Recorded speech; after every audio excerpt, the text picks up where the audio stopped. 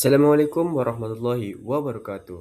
Halo teman-teman semua, perkenalkan nama saya Muhammad Rifki Ridho dengan nomor induk mahasiswa 24293020. Pada kesempatan video kali ini saya akan menyelesaikan tugas mata kuliah IMK yang kedua oleh Bapak Muhammad Fadlullah. Yang mana di sini saya akan menjelaskan tentang evolusi interaksi manusia dengan komputer atau HCI. Langsung saja kita mulai dari penjelasan HCI itu sendiri. Interaksi manusia dan komputer adalah bidang yang mempelajari cara manusia berinteraksi dengan teknologi komputer secara efektif, efisien, dan menyenangkan. Evolusi HCI penting karena menunjukkan bagaimana antarmuka terus berkembang dari sistem yang rumit menjadi lebih intuitif, lebih mudah diakses, dan lebih sesuai dengan kebutuhan pengguna. Kemudian definisi HCI yaitu adalah studi tentang interaksi antara manusia dan komputer.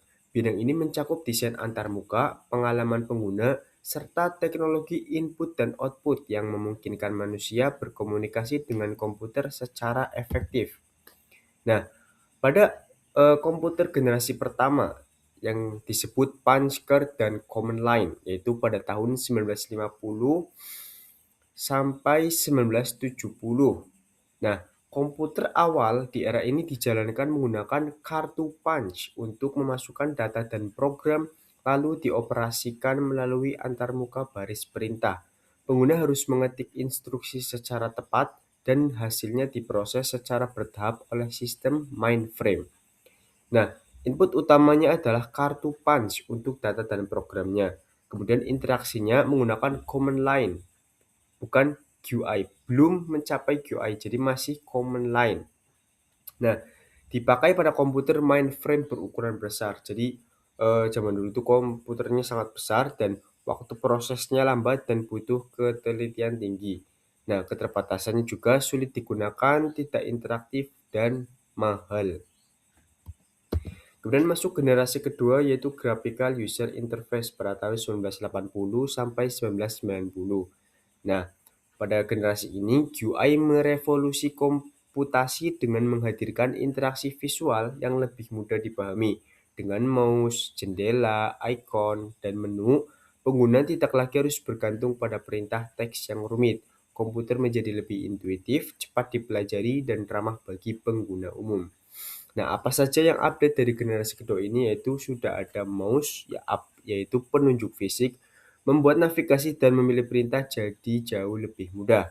Dan yang kedua ada jendela dan ikon, yang mana aplikasi ditampilkan dalam jendela visual dengan ikon yang mempermudah pengenalan fungsi. Nah, dampak besarnya yaitu QI mengubah komputer dari alat teknis menjadi perangkat yang lebih aksesibel dan nyaman digunakan. Kemudian pada generasi ketiga atau web dan internet pada tahun 1990 sampai tahun 2000-an. Internet dan browser mengubah HCI dari interaksi lokal menjadi akses informasi yang terhubung secara global. Nah, browser memperkenalkan navigasi hyperlink sehingga orang bisa berpindah antar halaman dengan cepat dan intuitif. Konten mulai disajikan secara online, membuat informasi lebih mudah dicari, dibagikan, dan diperbarui. Antarmuka web mendorong standar baru dalam desain, konsistensi, kemudahan belajar, dan akses dari berbagai perangkat. Layanan daring mengubah cara orang berkomunikasi, bekerja, dan berbelanja melalui satu pintu, yaitu web. Nah, dampaknya HCI tidak lagi hanya soal aplikasi di komputer, tetapi juga pengalaman pengguna di jaringan yang selalu terhubung. Kemudian generasi keempat. Nah, yang mana generasi keempat ini itu generasi sekarang sering kita pakai, generasi mobile dan touchscreen pada tahun 2000-an sampai 2010. Nah, sebenarnya sampai sekarang juga masih termasuk generasi ini. Nah, apa saja update-nya itu kita sudah menggunakan smartphone dan tablet, membawa komputasi ke dalam genggaman kapan saja dan di mana saja. Layar sentuh mengubah interaksi dari klik dan ketik menjadi type, swipe, pinch, dan gestur secara langsung. Aplikasi mobile membuat pengalaman digital lebih personal, cepat, dan selalu terhubung. Touchscreen menggeser paradigma dari komputer sebagai mesin kerja menjadi perangkat yang intuitif dan serbaguna. Jadi pada generasi sekarang, interaksi manusia dengan komputer sangat-sangat modern dan sangat fleksibel, sangat mudah, dapat digunakan di mana saja. Jadi eh, komputer interaksi dengan komputer bukan saja kita anggap sebagai mesin yang dipakai untuk kerja, tetapi sudah menjadi seperti teman kita sendiri untuk sehari-hari. Nah, untuk selanjutnya eh, pada saat ini yaitu ada tiga sebuah perkembangan di zaman sekarang atau sebuah update yang sudah ada, yaitu pertama asisten suara. Ada Alexa, Siri, dan Google Assistant yang mana membuat komputer merespon perintah lisan untuk memutar musik, mengatur pengingat, dan mencari informasi.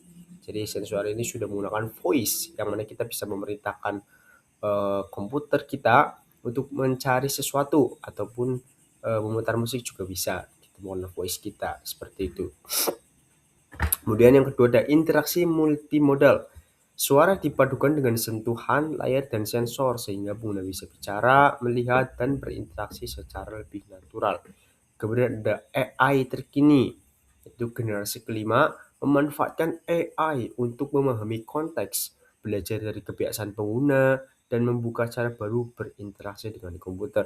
Nah, ini sudah sangat-sangat globalisasi, sudah sangat digunakan untuk membuat video juga menggunakan AI, dan bahkan kita juga sudah bingung ketika AI membuat video yang mana terkadang video itu secara real time atau menggunakan AI. Jadi AI itu sudah sangat canggih pada zaman sekarang seperti itu. Kemudian tren masa depan ada IR, VR, dan beyond. Nah, kita akan membahas teknologi di masa depan. Yang pertama, teknologi emerging seperti augmented reality atau AR dan virtuality reality atau VR dan brain computer interfaces atau BCI membuka cara baru untuk belajar, bekerja, dan berinteraksi. Nah, AR ini menambahkan lapisan digital ke dunia nyata untuk navigasi, pelatihan, belanja, dan kolaborasi yang lebih intuitif. Kemudian untuk VR menciptakan lingkungan imersif penuh yang berguna untuk simulasi, hiburan, dan terapi, dan juga pembelajaran berbasis pengalaman. Kemudian ada Brain Computer Interface atau BCI yang memungkinkan interaksi langsung antara otak dan perangkat dengan potensi besar untuk aksesibilitas dan kontrol yang lebih natural. Potensi dan tantangannya itu mencakup pengalaman yang lebih imersif dan efisien, tapi tantangan juga melalui privacy, biaya, kenyamanan, dan etika. Ya, zaman teknologi semakin canggih, ya privacy juga semakin hilang, biaya semakin menambah, kenyamanan tentunya menjadi nilai positif, dan etika itu adalah sesuatu yang harusnya kita sudah khawatirkan pada zaman sekarang. Kemudian apa sih dampak HCI pada kehidupan sehari-hari? Nah, evolusi HCI ini membuat interaksi digital menjadi lebih cepat, mudah, dan nyaman dalam kehidupan sehari-hari. Hal ini meningkatkan produktivitas melalui antarmuka yang intuitif, memperluas aksesibilitas lewat desain yang lebih inklusif, dan memperbaiki pengalaman pengguna dengan alur yang lebih natural di berbagai perangkat. Kemudian implikasi positifnya adalah tugas selesai lebih efisien, teknologi lebih mudah digunakan oleh lebih banyak orang, dan pengalaman menjadi lebih konsisten di desktop, mobile, hingga wearable. Nah, jadi untuk saat ini komputer, gadget, smartphone itu digunakan semua orang, bahkan dari balita, anak kecil, sampai orang dewasa dan orang tua. Jadi sudah sangat eh, efisien untuk digunakan. Kemudian tantangannya yaitu perbedaan ukuran layar, kebutuhan pengguna yang beragam, serta risiko distraksi dan ketergantungan teknologi tetap perlu diperhatikan dalam desain HCI.